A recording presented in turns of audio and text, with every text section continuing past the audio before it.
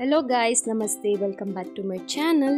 ಇವತ್ತು ಈಸಿಯಾಗಿ ರೆಸ್ಟೋರೆಂಟ್ ಸ್ಟೈಲಲ್ಲಿ ಒಂದು ಚಿಕನ್ ಗ್ರೇವಿ ಮಾಡಿ ತೋರಿಸ್ತಾ ಇದ್ದೀವಿ. ಹೇಗೆ ಮಾಡೋದಂತ ನೋಡೋಣ ಬನ್ನಿ. Let's get started.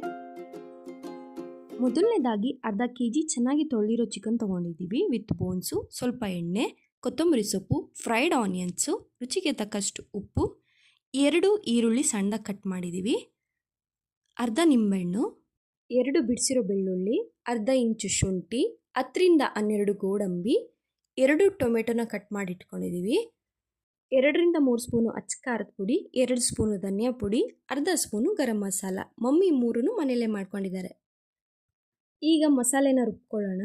ಒಂದು ಜಾರಿಗೆ 2 ಟೊಮೆಟೊ, ಅರ್ಧ ಕಟ್ ಮಾಡಿರೋ ಈರುಳ್ಳಿ ಹಾಗೂ 10ರಿಂದ 12 ಗೋಡಂಬಿ, ಬೆಳ್ಳುಳ್ಳಿ ಹಾಗೂ ಶುಂಠಿ ಹಾಕಿ ರುಬ್ಕೊಳ್ಳೋಣ. ಮಸಾಲೆ ರೆಡಿ ಆಗಿದೆ.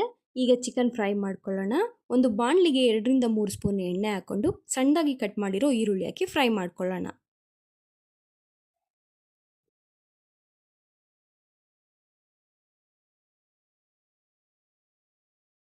ಈರುಳ್ಳಿ ಫ್ರೈ ಆಗಿದೆ. ಈಗ ಚೆನ್ನಾಗಿ ತೊಳೆದಿರೋ ಚಿಕನ್ ಹಾಕ್ಕೊಂಡು ಫ್ರೈ ಮಾಡ್ಕೊಳ್ಳೋಣ.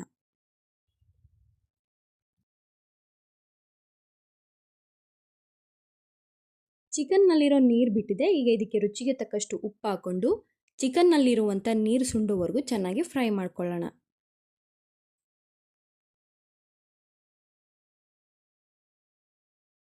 ನೀರು ಸುಂಡಿದೆ ನೋಡಿ, ಎಣ್ಣೆ ಯಾವ ರೀತಿ ಮೇಲೆ ಬಂದಿದೆ ಅಂತ. ಸೊ ಈಗ ಇದಕ್ಕೆ ರುಬ್ಬಿರೋ ಮಸಾಲೆನ ಹಾಕಿ ಮಿಕ್ಸ್ ಮಾಡ್ಕೊಳ್ಳೋಣ. ಚಿಕನ್ ಆಗಲಿ ಮಟನ್ ಆಗಲಿ ಮಸಾಲೆ ಜೊತೆ 1-2 ನಿಮಿಷ ಫ್ರೈ ಮಾಡಿ ಆಮೇಲೆ ನೀರು ಹಾಕ್ಕೊಳ್ಳಿ. ಆಗ ಅದರ ರುಚಿ ತುಂಬ ಚೆನ್ನಾಗಿ ಬರುತ್ತೆ.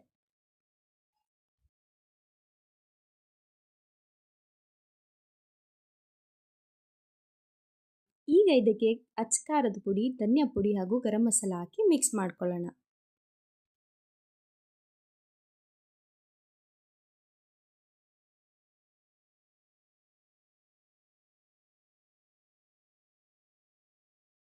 ಮಸಾಲೆ ಜೊತೆ ಹಾಗೆ 2 ನಿಮಿಷ ಬಾಡಿಸ್ಕೊಂಡ್ಮೇಲೆ ಈಗ ನಿಮ್ಗೆ ಎಷ್ಟು ಬೇಕೋ ಅಷ್ಟು ನೀರು ಹಾಕ್ಕೊಂಡು ಮಿಕ್ಸ್ ಮಾಡ್ಕೊಳ್ಳಿ. ಈ ಥರ ಗ್ರೇವಿ ಮಾಡಿದಾಗ ಸ್ವಲ್ಪ ತಿಕ್ಕಾಗಿದ್ರೆ ಚೆನ್ನಾಗಿರುತ್ತೆ.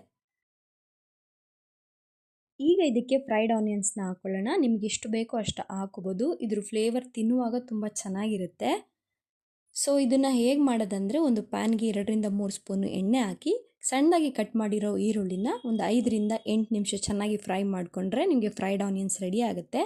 ಹಾಗೆ ಅರ್ಧದಲ್ಲಿ ಅರ್ಧ ಅಷ್ಟು ನಿಂಬೆಹಣ್ಣು ಹಾಕ್ಕೊಂಡು ಮೇಲೆ ಕೊತ್ತಂಬರಿ ಸೊಪ್ಪು ಹಾಕ್ಕೊಂಡ್ರೆ ಗ್ರೇವಿ ರೆಡಿ ಆಗುತ್ತೆ. ರೆಸ್ಟೋರೆಂಟ್ ಹೋಟೆಲ್ನಲ್ಲಿ ಸಿಗುವಂಥ ಚಿಕನ್ ಕರಿ ಸುಲಭವಾಗಿ ಮನೇಲೇ ಮಾಡ್ಕೊಬೋದು. Guys, presentation is the first impression ಅಂತ ಹೇಳ್ತಾರೆ.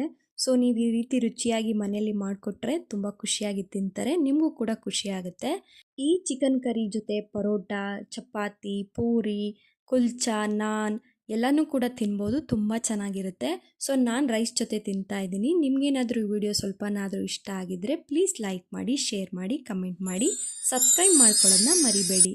Thanks for watching. Love you all. Bye bye.